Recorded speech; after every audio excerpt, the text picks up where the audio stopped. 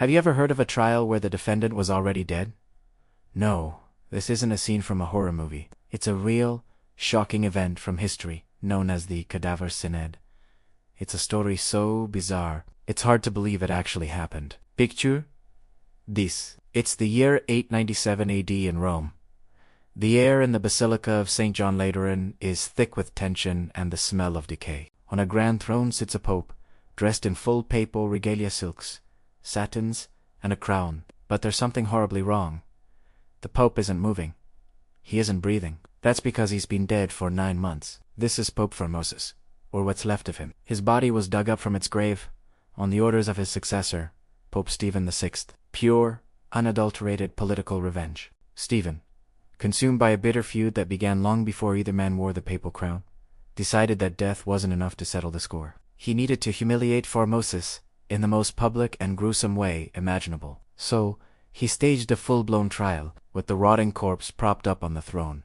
Stephen VI screamed accusations at it. He charged Formosus with heresy, with unlawfully seizing the papacy, and with breaking church law. Imagine the scene. Priests and cardinals, looking on in stunned silence. A young deacon assigned to speak for the dead pope, his voice trembling as he offered meek defenses. The whole proceeding was a macabre puppet show, a grotesque parody of justice. The verdict was, of course, a foregone conclusion. The corpse of Pope Formosus was found guilty on all charges, and the punishment. It was swift and brutal. Stephen declared all of Formosus's acts and ordinations null and void, plunging the church into chaos. Then, guards seized the body. They stripped it of its sacred vestments, and with a chilling finality, they took an axe and chopped off the 3 fingers on his right hand, very fingers he had used to give blessings.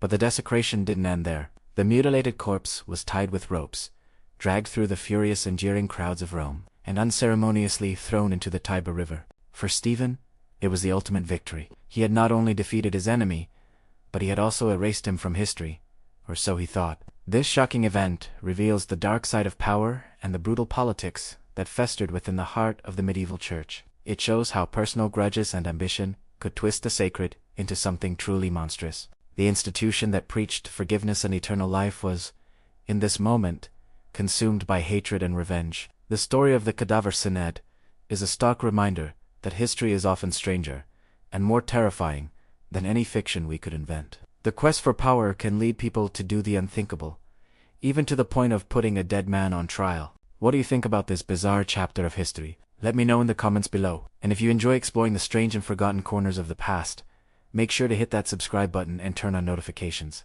Thanks for watching, and I'll see you in the next video.